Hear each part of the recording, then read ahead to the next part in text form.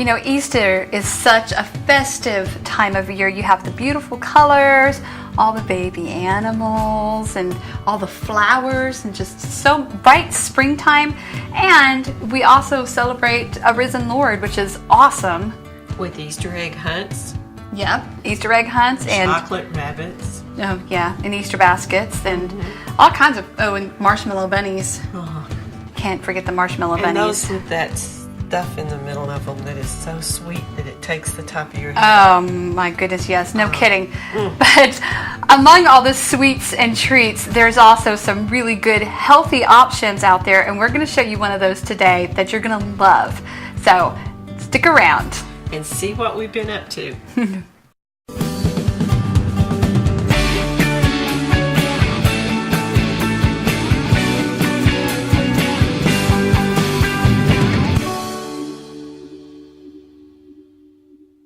Hi, we're back with our Easter meal that we're cooking, and the highlight this time is going to be a Cornish hen. Now, a lot of people think that a Cornish hen is hard to cook. Yeah. It's really very simple, and it's a lot smaller than a chicken, a lot more tender than a chicken. And so I've been dredging up some old recipes out of some really old cookbooks, because I collect cookbooks. And I thought, why not do a Cornish hen? Well, that's brilliant. Something really different. And you think about it, you can make 4 servings out of one hen. Yeah, absolutely. And you don't have this huge piece of product. Like a huge platter of, exactly. That's plenty. What we're going to do, I want you to chop that rosemary up, and I want you to cut me 6 fairly large pats of butter. Not quite a tablespoon, but, you know, and I'm going to peel her skin back just like I did for the turkey breast. It's kind of the same process, not quite as big. And I want you to do the rosemary. Chop it fairly fine, and what we're going to do is mush that rosemary into the butter, so that instead of trying to do it softened, because I tried to do it with softened butter, and you end up with more butter on your hands than you do in the meat. Yeah, I've noticed that sometimes. So this is something I thought of the other day, and it worked really good. What I love about good rosemary, you hold it at the top and you pull the leaves off. Works every time. Well, a tip here is you can actually use the stem later on for other stuff if you wanted to. You could skewer vegetables or little pieces of meat on, if you sharpen the end of it a little bit. But you can skewer things with it. It's really good. So is this enough, or do you want both? One more. Okay. And because you got to get enough in there, and then you got to get some of the outside. Okay. And rosemary just smells so good when you're playing with it. It does. I love rosemary. And you notice I have some in the window. I'm getting a start on spring here. I'm going to have that in the flower beds this summer. Oh, that's going to be awesome. And hopefully I won't kill it this year. That I'm bad about. So how'd you kill your rosemary? Well, I left it in the clay pot on the back porch. Oh, no. And the guy at the landscaping place told me if I had just buried it in the ground, it would have been okay. Because lower to the ground, the roots are. And the roots don't freeze. And my well, it is an evergreen, isn't it? It's an evergreen, and it shouldn't have died, but because the deck is about 4 or 5 foot off the ground in places. That makes sense. And so it's getting the cold air underneath all the way around. That makes perfect sense. That's what he said. Just there's a little tip for your garden herbs, guys. Yeah. And I always get fresh basil, although basil will come back. And now I should just smush it together. No, I do it this way. Oh. Well, there you go. That's a good way to do it. And that way I put... So we smush it. Smush it in there. Smush it. And look at that beautiful rosemary coated. And it's not all over my hands. I'm not covered with more. We actually could have used more rosemary, huh? I think you've got enough there. I really do. I think you've got enough. Because I want to stick a couple of these pats of butter in the middle. Just right in the middle? Yeah, just right in the middle to keep it moist. Then we're going to... And then there's more? You're going to rub that on the outside of the bird. Oh, yeah. And just put it over the top. Just put it over the top. Simple, easy as pie. Rub the bird. Don't rub it too hard. You're going to tear the skin. There you go. There you go. Gentle rubbing. Yeah. Soft touches. Now you're rubbing it off. Quit while you're ahead. I can't win for losing, can I? quit while you're here. All Okay, right. we're going to put this in the oven at about 350. Okay. I'm going to put a tent over it for 25 minutes. Okay. Then I'm going to take the tent off of it, and I'm going to let it cook another 30 minutes, and I'm going to watch it. When it gets close to the end of the cooking time, I'm going to watch it and check the awesome. temperature on the inside. And then it'll be ready to go. All right. Awesome. So we're going to put this bird in the oven, and we'll show you what she looks like in just a little bit. So we'll be right back. Well, our little hen is out here. And isn't it so pretty? Cute. Really pretty.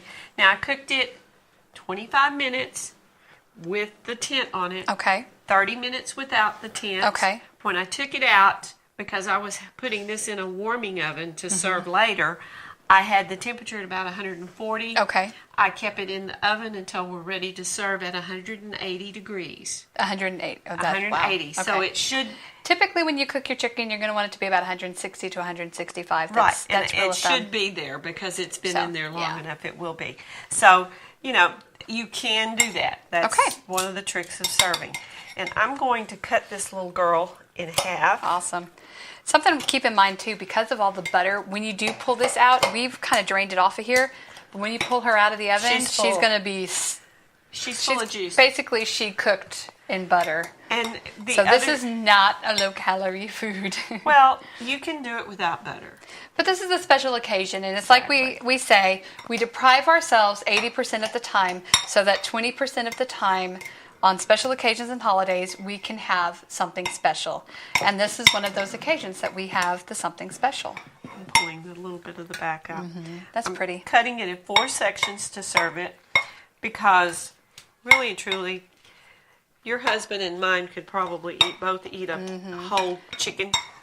I've been known to eat a whole chicken in the past, or whole Cornish hen in the past.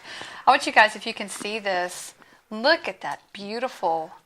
The herbs coming through the skin like that. That is just absolutely gorgeous. And on the butter that I had inside this also had the herbs in it, so there's herbs inside here. I'm going to cut off the Pope's nose. Yeah, that works. Remember, you want to use a good butter for this. You don't want to use the cheap $1.50 block of butter. You want the good stuff. You want the stuff that comes in the gold or the silver wrapper. Well, and... you could use awesome. margarine. No, you can't. But to me, this has more health benefits. It's... Margarine is a bad word in our kitchen. I agree. I just don't think that's something you want to eat. No, use the real stuff. Oh, look. I found a wishbone. Yes, I knew it was in there somewhere. Ha! You're splattering me. I'm splattering you. Come here, we'll pull a wishbone. Okay. You sure that's a wishbone? Yep, it's a wishbone. It's just got stuff on it. Yeah, I cut him There we right go. half in two. Oops, I've already broken it. You won. I broke it. I won. You won. We both won. Everybody will win. Everybody will win with this one. Let's give that a taste because that looks delicious. You could take the juice off of this and use it in your vegetables if you wanted to. Absolutely. Or you could cook it in a bigger pan, cook your vegetables whatever you want with to do it, with whatever this. you wanted to do. But this is so simple and so easy. And the thing is, Cornish game hens are not that hard to find. You can find them in the freezer section of most grocers. We found it all the way out here in the boonies. I'm pretty sure you'll be able to find it where you are too. Oh, that's good. Real good. I love the rosemary. It's so good. These are always been served very elegantly, but they can also be very casual. Yeah, absolutely. And these are great for weeknight cooking because obviously they don't take that long. I mean, not as long as a full chicken might take. Or you can even put these in the crock pot and roast them in the crock pot as well. And these are also great for entertaining as well. You don't have to make it full fat. True, true. You can leave off the butter and you'd be fine. A lot of people are trying to reduce the amount of fat, and that's fine if that's something you're worried about. You don't have to do it in full fat. You can use olive oil and rub the outside of it and stuff it with some kind of fragrant herb or even orange. Yeah, some orange exactly. or lemon. And this is also a great one too if you're celebrating Passover. Just about any time, anything that we're celebrating this time of year this is a great meal for. And it's easy. It's really easy. Yeah. There was nothing hard.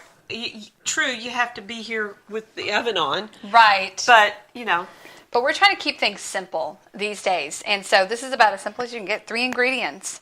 Butter, rosemary, chicken. Away you go. And you can also do this with a whole chicken. That's true. Or a turkey. And remember, do it with turkey. The recipe will be on our website. That's right. www.7bitesshow.com. We're so excited about that. We are, just a little bit. You can reach everything from one spot instead of having to hunt for I know. everything. Instead of going over here to read the blog and going over here to watch the videos and going over here to see this and going over here to see that, it's all in one place. And don't worry, it is going to ask you to log in for membership. Membership to our website is 100% completely free. So you don't have to worry about paying anything to join our website whatsoever. Well, and we're not selling your name and address to Joe Blow to send you a lot of junk mail. We're not doing that. We're not going to send you any junk mail, and we might send you something a time or two just to, show you something really cool that we want you to see. But we're not going to spam you. No. So stick around and see what we're up to in the next few months. Yep, lots of awesome things coming up, and we can't wait to share them with you guys. So don't forget to click your like button, click your subscribe button, and share us with everybody you know if you like what we do. And we will see you guys later. next time.